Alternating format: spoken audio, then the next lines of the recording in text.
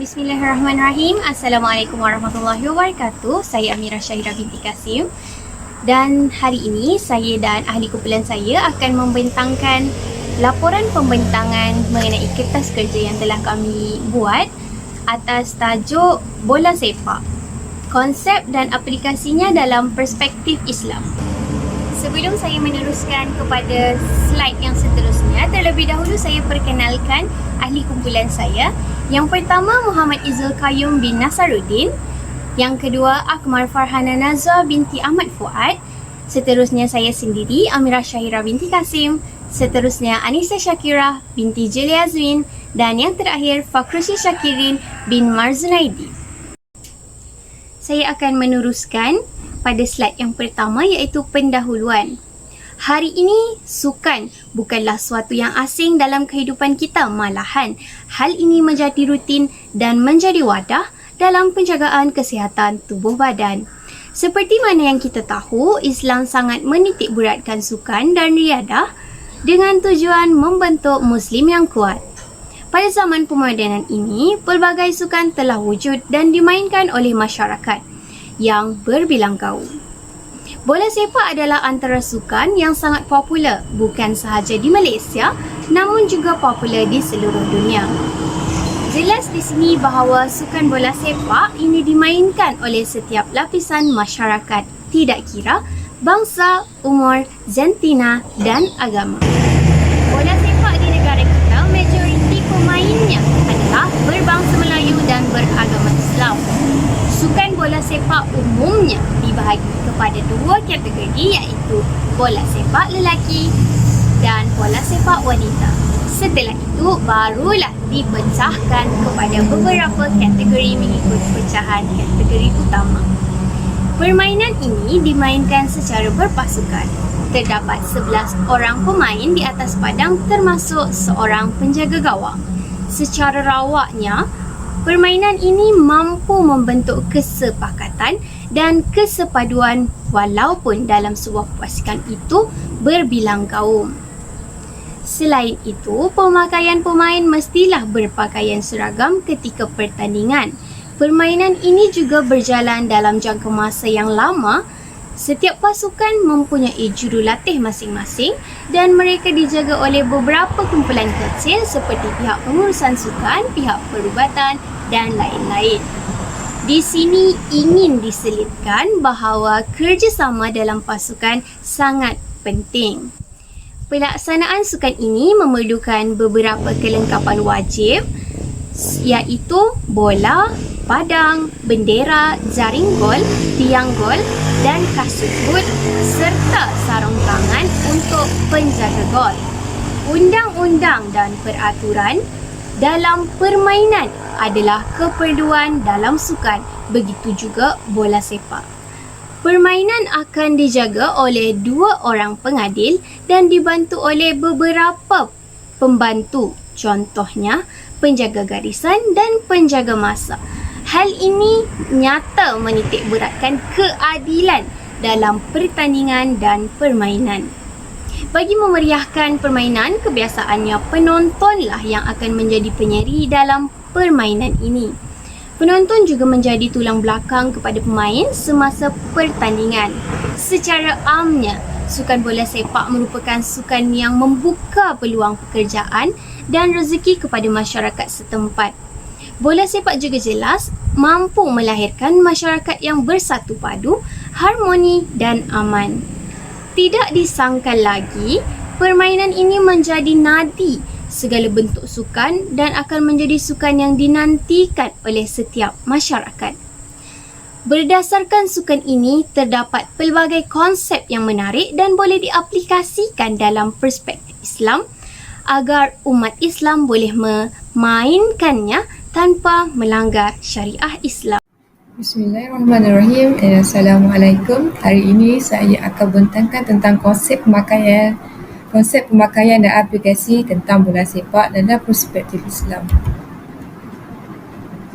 Konsep pemakaian. Dari segi bahasa, perkataan pakaian diambil daripada kata terbitan pakaian. Manakala dari segi maknanya didefinisikan sebagai sesuatu yang menutupi anggota badan. Aspek berpakaian berkait rapat dengan penutup aurat. Islam mewajibkan penutup aurat dan alat penutupnya ialah pakaian yang dipakai oleh kita. Dalam Islam, pakaian itu difungsikan salah satunya untuk menutup aurat. Fungsi pakaian sebagai penutup aurat ini disepakati oleh semua umat Islam. Ulama-ulama seperti Imam Abu Hanifah, Malik Syafi'i dan Imam Ahmad bin Hanbal sepakat bahawa aurat wajib ditutup dengan pakaian yang baik. Konsep pemakaian dalam sukan bola sepak menurut Islam bahawa maksud cara pemakaian atlet dalam membentuk atau bercirikan seorang tersebut beragama Islam dengan menutup aurat ketika bermain bola sepak atau menjadikan model pakaian bola sepak seiring. Sering kita lihat bahawa pakaian sukan bola sepak ini tidak mematuhi syariah Islam kerana pakaian yang tidak menutupi aurat. Cara pemakaian tersebut seperti berseluar pendek yang merendahkan sebahagian pemain bola sepak lelaki. Bagi kaum Adam, auratnya ialah dari pusat sehingga lutut. Manakala bagi wanita, auratnya ialah seluruh badan kecuali muka dan tapak tangan. Ini merupakan salah satu kes yang telah mendapat kebenaran untuk bermain bola sepak dengan menutupi aurat. Oleh kes larangan tersebut pada tahun 2007 di mana pasukan bola sepak Iran tidak dibenarkan untuk turun padang menentang Jordan ketika kejohanan Olimpik di mana pemain bola sepak Iran yang menutup aurat ketika itu. Oleh kerana itu, FIFA telah memutuskan untuk membenarkan pemain bola sepak wanita untuk bermain dengan mengenakan hijab. Dari Abu Sa'id Al-Khudri radhiyallahu anhu berkata, Rasulullah sallallahu alaihi wasallam bersabda, lelaki tidak boleh melihat aurat lelaki dan perempuan tidak boleh melihat aurat perempuan. Lelaki tidak boleh berselimut sesama lelaki dalam satu selimut tanpa pakaian dan perempuan tidak boleh berselimut sesama perempuan dalam satu pakaian tanpa pakaian. Hal ini menunjukkan betapa Islam sangat menitik beratkan tentang aurat terhadap umatnya.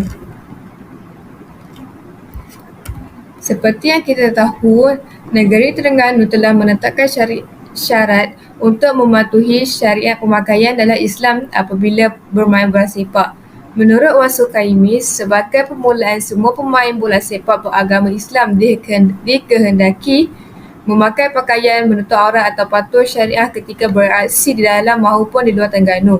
Hal ini dilakukan untuk memfokuskan kerajaan negeri untuk menerapkan pendidikan dan kesedaran kepada atlet mengenai kepentingan pakaian syariah. Pakaian sukan ini tidak akan mengganggu pemain atau menjejaskan prestasi mereka, malah mereka akan mewujudkan kesedaran bahawa realitinya yang paling penting dalam sukan ini ialah bakat dan keupayaan pemain itu sendiri. Contoh gambar ini ialah penjaga gol bola sepak kebangsaan bawah 17 tahun iaitu Azrin Mazlan yang sanggup menutup auratnya ketika bermain bola sepak. Kesannya, pemain bola sepak lelaki dan perempuan sudah tahu untuk menutup aurat ketika bermain bola sepak atau apa sahaja aktiviti yang melibatkan sukan bola sepak. Seperti yang kita lihat, pemain bola sepak lelaki mengenakan pakaian yang menutup aurat seperti mengenakan seluar panjang yang menutupi seluruh kaki atau dengan memakai seluar tight. Cara pakaian seperti ini menunjukkan usaha mereka untuk menutup aurat agar mendapat keberkatan daripada Allah SWT ketika bersukan. Aplikasi lain pula ialah negara Afghanistan, negara yang pertama yang mana pemain wanitanya memakai jersey bola sepak istimewa yang dihasilkan oleh syarikat sukan berjenama Denmark.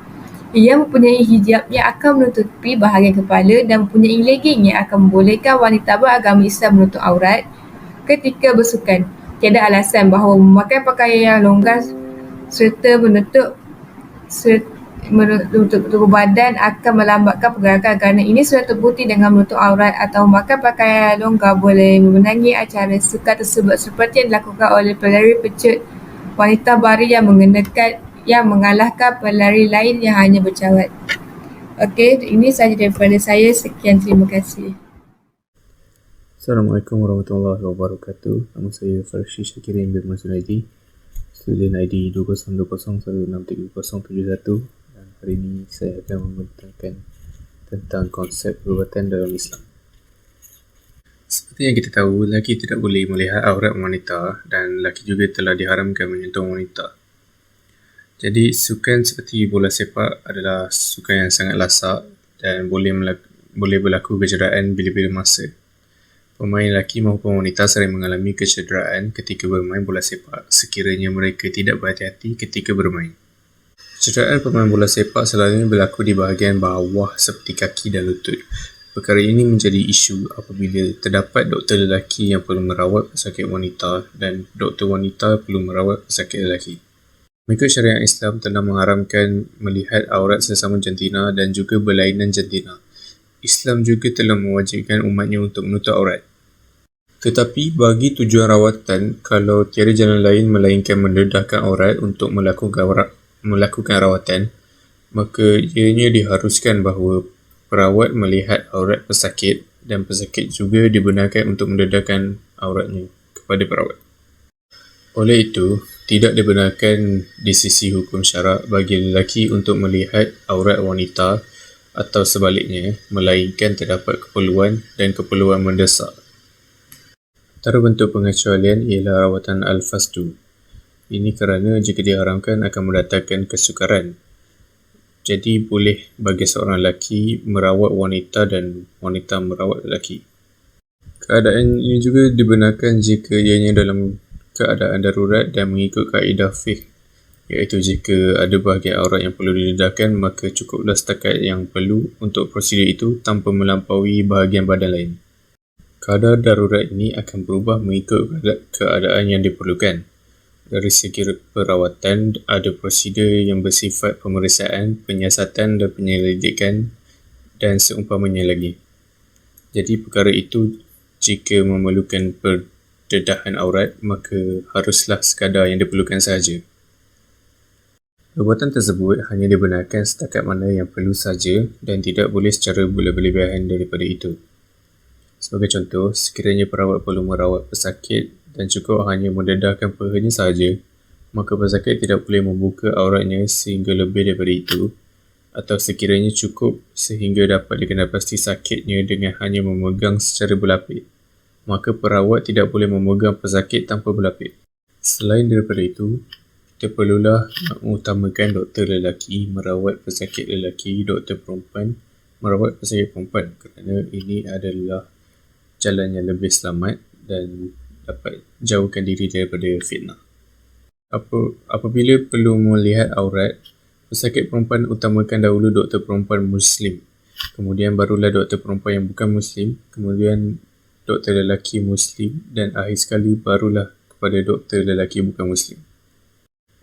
Oleh itu, para doktor mestilah mengikut kod etika bagi memastikan mereka melaksanakan tugas dengan sebaiknya, beretika dan profesional.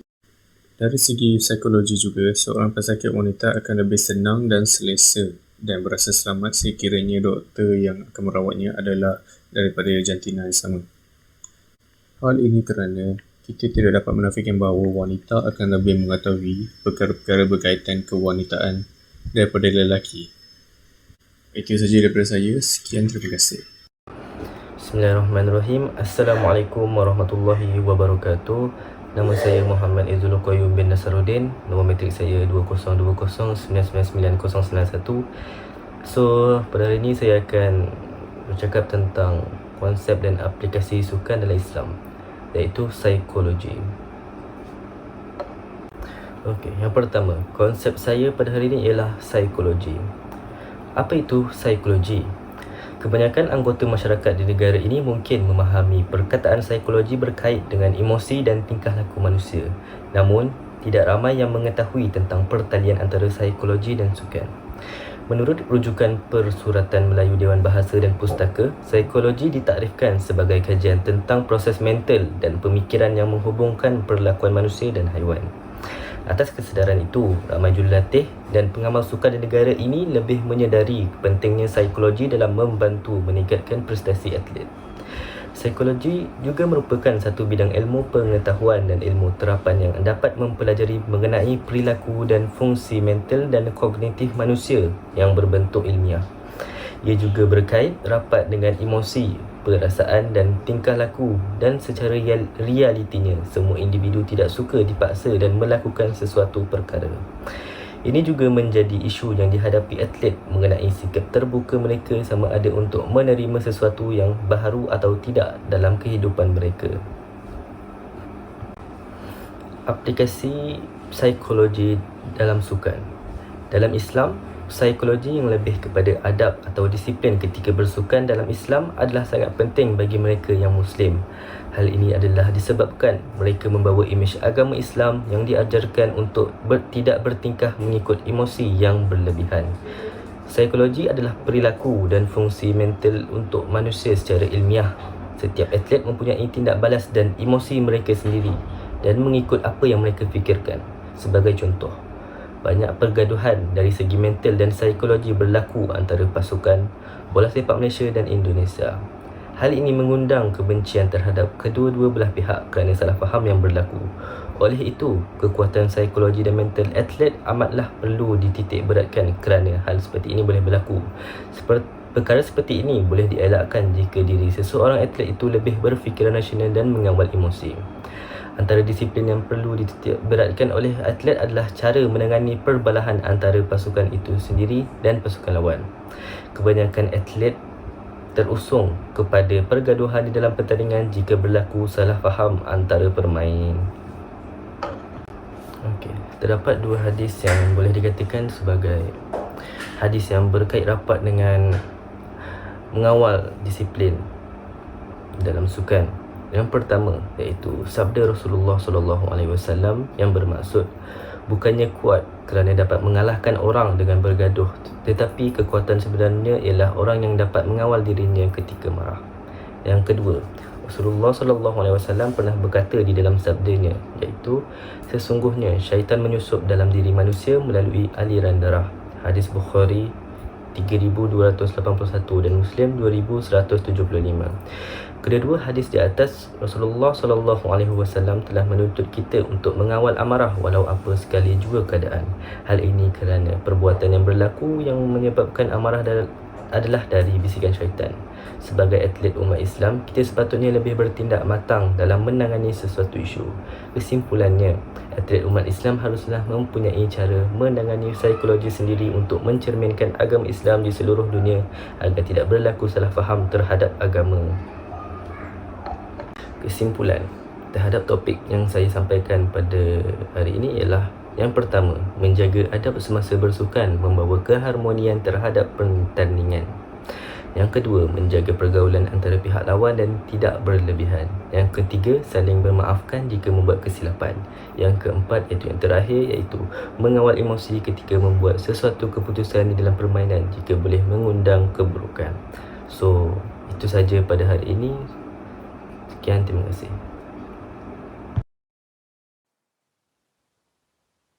Warahmatullahi wabarakatuh. Nama saya Akmal Farhana Najwa binti Ahmad Fuad, nombor matriks 2020756897.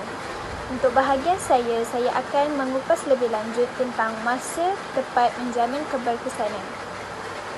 Penggunaan masa sewaktu pertandingan ataupun latihan di dalam sukan bola sepak amat penting. Daripada Theo Forster, waktu adalah hal yang paling berharga yang bisa digunakan oleh manusia. Seseorang yang sangat berdisiplin dengan kepentingan masa di dalam kehidupannya semestinya akan mendapat atau memperoleh ganjaran yang baik. Tidak ketinggalan juga kepada atlet-atlet seperti seorang atlet bola sepak yang seringkali berjuang di pelbagai peringkat. Masa yang diperuntukkan bagi sebuah pertandingan bola sepak ialah 90 minit, iaitu 45 minit bagi setiap separuh masa. Pemain diberikan masa selama 10 hingga 15 minit waktu berehat sebelum memulakan separuh masa kedua. Perkara ini tidak menimbulkan masalah jika waktu pertandingan itu mencukupi dan mempunyai ruang untuk para pemain menunaikan solat, sama ada sebelum memulakan perlawanan ataupun selepas tamat perlawanan.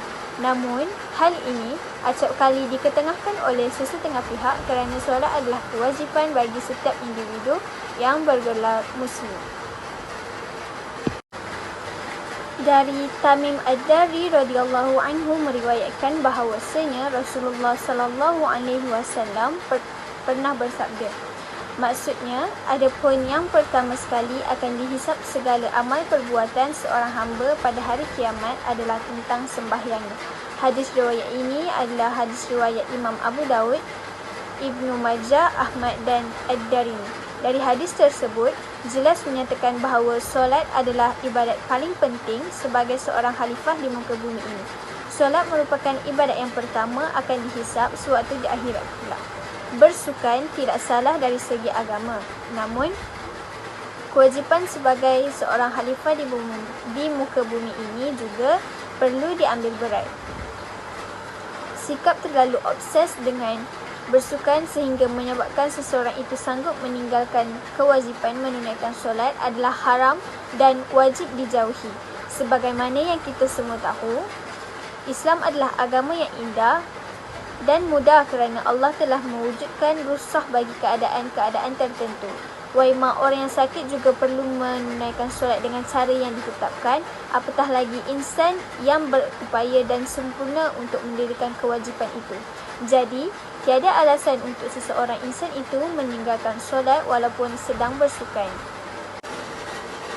Isu yang pertama yang akan dikupas ialah elak menjalankan pertandingan atau latihan pada waktu solat yang pendek.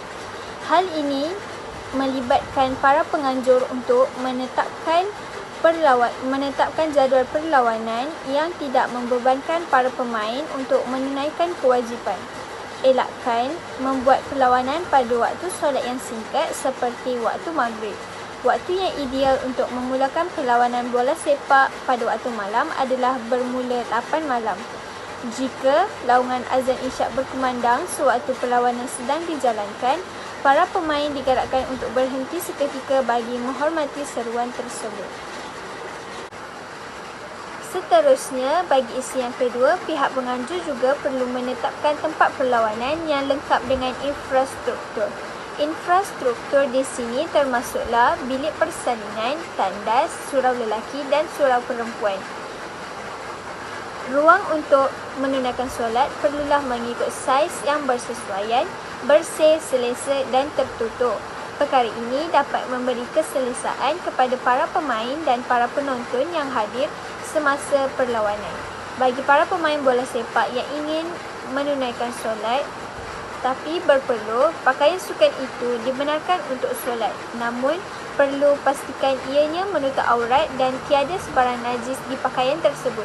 Bagi wanita pula, kebanyakan surau di stadium perlawanan kini telah menyediakan telekong wakaf untuk digunakan. Akhir kata, sebagai seorang Muslim, jangan jadikan solat itu sebagai satu beban ketika kita mahu bersukan. Terdapat banyak alternatif dan jalan penyelesaian untuk tidak meninggalkan 5 waktu solat.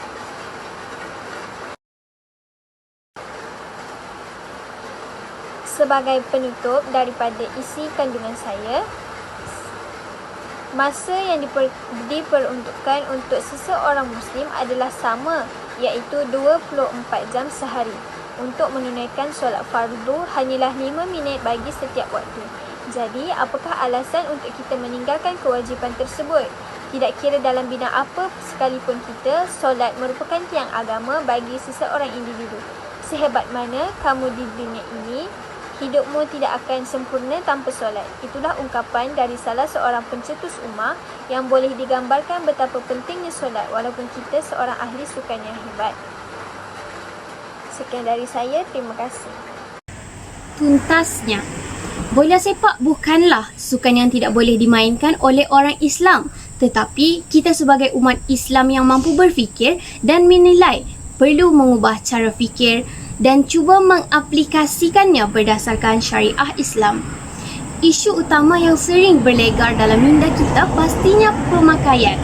Bagi aplikasi dalam Islam, kita boleh menggunakan seluar pendek tetapi dengan dilapis bersama seluar ketat yang dikenali sebagai tight. Begitu juga sebaliknya kepada perempuan. Mereka boleh memakai baju lapis serta seluar lapis panjang untuk menutup aurat mereka serta bertudung yang sesuai agar tidak terlepas ketika sedang dalam permainan. Syariah Islam jelas bukan penghalang bagi kita untuk bersukan dan beriadah dalam usaha untuk menjaga kesihatan atau sebagai sebuah pekerjaan. Kita juga seharusnya menyokong mereka yang mencuburi sukan ini, bukan mengatakan sukan ini bukan sukan yang patuh kepada ajaran Islam. Setiap pembelian kasut pasti dibeli berpasangan. Begitu juga setiap masalah turut mempunyai solusinya sendiri. Sokongan kita juga penting agar mereka akan terus menerapkan syariat Islam dalam setiap sukan yang mereka ceburi. Tidak kira sama ada mereka amatur ataupun bukan. Sebagai ibu bapa, kita juga perlu memainkan peranan yang penting dalam melahirkan anak-anak yang tetap teguh kepada perintah Allah SWT semasa bersukan dan beriadah. Selain itu, permainan ini juga bukanlah riadah yang bercampur antara jantina. Perkara ini jelas mengikut apa yang dianjurkan oleh agama Islam. Hal ini terbukti tiada pencampuran yang akan menimbulkan fitnah semasa pertandingan. Contohnya, permainan ini berlangsung secara percampuran, pasti akan ada masalah, sentuh atau tersentuh antara lelaki dan perempuan dalam permainan itu. Tetapi, tidak dalam bola sepak apabila kategori utama adalah pecahan antara lelaki dan perempuan. Sekiranya percampuran jantina adalah masalah utama, maka sukan bola sepak bukanlah sukan tersebut. Setiap konsep dan cara pengaplikasian dalam Islam telah diperjelas dalam penulisan ini. Tiada lagi keraguan dan tentangan akan ketidakperluan sukan bola sepak dalam perspektif Islam. Tetapi perincian bagi mengaplikasikannya sudah diterangkan. Hanya akal fikir serta kesedaran sahaja yang membuatkan kita tidak melakukannya berpandukan ajaran agama.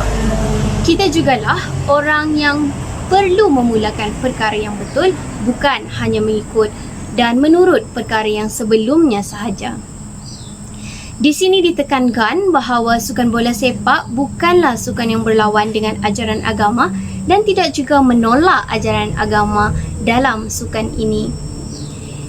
Keseimbangan sukan dan agama sangat penting dalam melahirkan masyarakat yang sihat dan mempunyai peribadi agama yang utuh.